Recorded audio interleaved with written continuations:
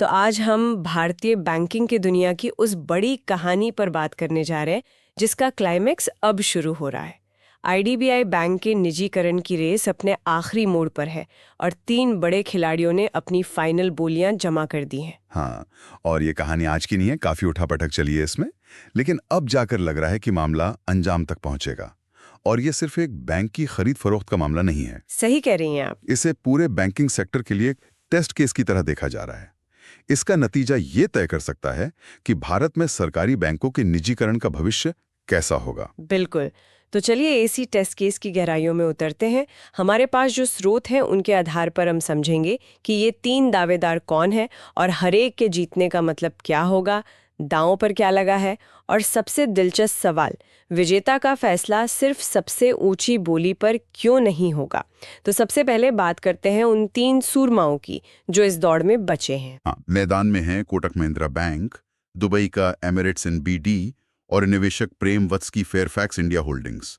और मजे की बात यह है कि ये तीनों दावेदार कहानी को 3 बिल्कुल अलग अलग दिशाओं में ले जा सकते हैं। अच्छा, ये सिर्फ 3 कंपनियां नहीं बल्कि 3 अलग अलग भविष्य की संभावनाएं हैं। ये तो बहुत दिलचस्प तरीके से आपने इसे समझाया। इसे थोड़ा और खोलिए। मतलब अगर कोटक महिंद्रा बैंक जीतता है तो क्या होगा? देखिए, अगर कोटक जीतता है तो ये भारतीय बैंकिंग में एक बहुत बड़े कंसोलिडेशन यानी विलय का संकेत होगा। सोचिए, देश का एक सबसे बड़ा और आक्रामक प्राइवेट बैंक एक पूर्व सरकारी बैंक को अपने में मिला रहा है। इससे बाजार की डायनामिक्स पूरी तरह बदल सकती हैं। एक घरेलू बैंकिंग जॉइंट को और भी बड़ा बना देगा। बिल्कुल। और अगर एमिरेट्स एनबीडी यानी विदेशी खिलाड़ी जीतता है तो ये भारतीय बैंकिंग में एक बड़े विदेशी खिलाड़ी के सीधे प्रवेश का मामला होगा। ये भारत के बैंकिंग दरवाजे दुनिया के लिए और ज्यादा खोलने जैसा है, जो अपने साथ वैश्विक कार्यप्रणाली, टेक्नोलॉजी और जबरदस्त प्रतिस्पर्धा लाएगा। इसका असर दूसरे बैंकों पर भी पड़ेगा। और तीसरा विकल्प, फेयरफैक्स। अगर फेयरफैक्स जीतता है तो ये एक शुद्ध निवेशक के हाथ में बैंक जाने जैसा है। प्रेम वत्स को कनाडा का वॉरेन बफेट कहा जाता है। उनका फोकस बैंक को जल्दी से जल्दी पटरी पर लाकर उसकी वैल्यू अनलॉक करने पर हो सकता है, शायद कुछ सालों बाद उसे किसी और को बेचने के इरादे से। वाह, तो मतलब ये सिर्फ खरीदार नहीं बल्कि 3 अलग अलग विचारधाराएं हैं। सही, तीनों के इरादे और काम करने का तरीका बहुत अलग होगा। लेकिन कोटक के लिए ये राह इतनी आसान नहीं होगी, है ना? मैंने सुना है कि आरबीआई के नियमों के मुताबिक एक ही ग्रुप 2 बैंकिंग लाइसेंस नहीं रख सकता। हाँ, ये एक बहुत बड़ी और जटिल प्रक्रिया होगी जिसमें सिर्फ वित्तीय ही नहीं बल्कि टेक्नोलॉजी, ब्रांच नेटवर्क और सबसे बढ़कर कर्मचारियों के कल्चर का विलय भी शामिल होगा। ये अपने आप में एक बहुत बड़ी चुनौती है। तो जब हम इन चुनौतियों और अलग-अलग संभावनाओं की बात कर रहे हैं तो ये समझना जरूरी हो जाता है कि दांव पर असल में लगा क्या है। सरकार और एलआईसी अपनी कितनी बड़ी हिस्सेदारी छोड़ रहे हैं। दोनों मिलकर बैंक में अपनी कुल 60.72% हिस्सेदारी बेच रहे हैं। इसमें सरकार का हिस्सा 30.48% है और एलआईसी का 30.24%। 60% से ज्यादा? हाँ, लेकिन यहाँ आंकड़ों से ज्यादा जरूरी बात यह है कि ये सिर्फ शेयर बेचना नहीं है। तो फिर क्या है? इसके साथ बैंक का प्रबंधन नियंत्रण यानी मैनेजमेंट कंट्रोल भी नए मालिक को सौंपा जाएगा। इसका मतलब क्या हुआ आम भाषा में? मतलब नया मालिक बैंक के साथ क्या क्या कर पाएगा? इसका मतलब है कि बैंक की चाबियां अब पूरी तरह से नए मालिक के हाथ में होंगी। वो बैंक की भविष्य की रणनीति तय करेगा, बोर्ड ऑफ डायरेक्टर्स में अपने लोग नियुक्त करेगा। मतलब रोजमर्रा के फैसले भी वही लेंगे? बिल्कुल। बैंक किस दिशा में जाएगा, इसका हर बड़ा और छोटा फैसला अब विजेता ही करेगा। ये एक बहुत बड़ी जिम्मेदारी है। और ये उस बड़ी तस्वीर से भी जुड़ता है जिसमें सरकार कई सरकारी कंपनियों से अपना नियंत्रण छोड़ रही है। हमने एयर इंडिया में भी यही देखा। लगता है सरकार अब साफ तौर पर ये मानती है कि बिजनेस चलाना उसका काम नहीं है। हाँ, ये सरकार के व्यापक रणनीतिक विनिवेश कार्यक्रम का ही एक अहम हिस्सा है। मकसद साफ है, गैर प्रमुख क्षेत्रों से बाहर निकलना और उस पैसे का इस्तेमाल दूसरी जरूरी जगहों पर करना। सरकार का मानना है कि उसका काम नीतियां बनाना और शासन चलाना है, होटल या बैंक चलाना नहीं। आईडीबीआई का सौदा इसी सोच का एक प्रतीक है। लेकिन आईडीबीआई बैंक को बेचने की बात तो काफी समय से चल रही थी। अचानक इस प्रक्रिया में इतनी तेजी कैसे आ गई? कोई तो बड़ा बदलाव आया होगा। एक बहुत बड़ा टर्निंग पॉइंट था मार्च 2021 में आईडीबीआई बैंक का आरबीआई के प्रॉम्प्ट करेक्टिव एक्शन यानी पीसीए फ्रेमवर्क से बाहर आना। पीसीए फ्रेमवर्क, इसे समझना बहुत जरूरी है। मुझे याद है कुछ साल पहले तक बैंकिंग जगत में आईडीबीआई को लेकर कितनी नाउम्मीदी थी।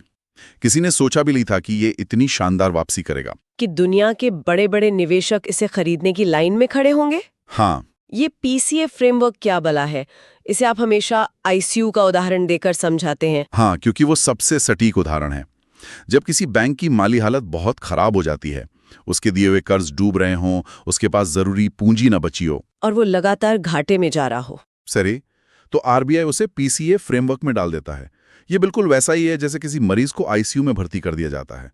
डॉक्टर यानी आरबीआई उस पर कई तरह की पाबंदियां लगा देता है। आप नई ब्रांच नहीं खोल सकते, बड़े लोन नहीं दे सकते, अपने कर्मचारियों को मोटा बोनस नहीं दे सकते।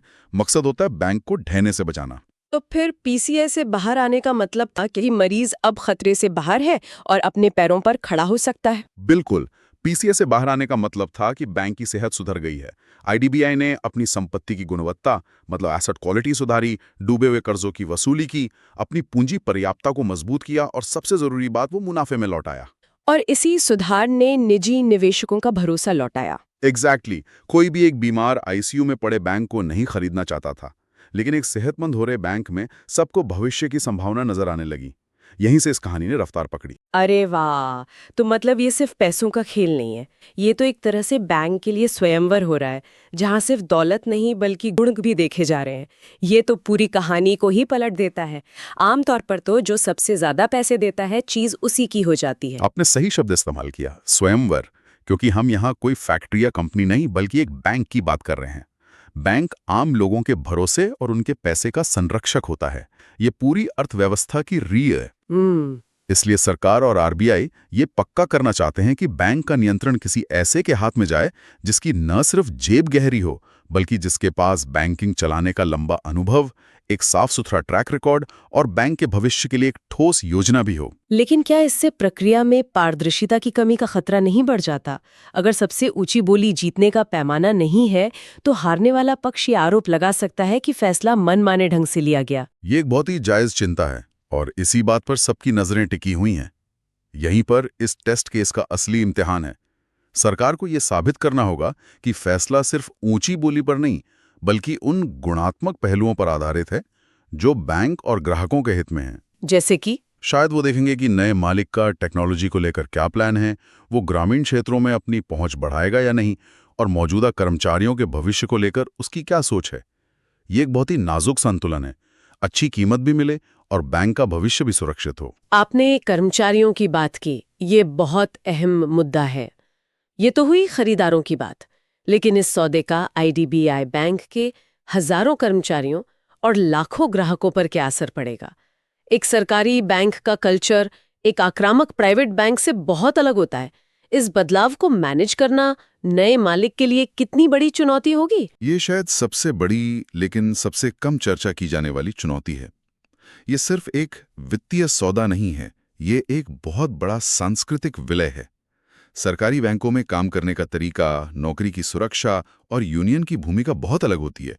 जब एक प्राइवेट मालिक आएगा तो उसका पूरा जोर प्रदर्शन, टारगेट और मुनाफे पर होगा। इससे कर्मचारियों में बेचैनी होना स्वाभाविक है। बिल्कुल, नए मालिक की सफलता इस बात पर बहुत ज्यादा निर्भर करेगी कि वो इस मानवीय पहलू को कितनी संवेदनशीलता से संभालता है। ग्राहकों के लिए भी सर्विस बेहतर हो सकती है, लेकिन शायद कुछ चार्जेस भी बढ़ सकते हैं। ये बदलाव आसान नहीं होगा। तो अब आगे क्या होगा?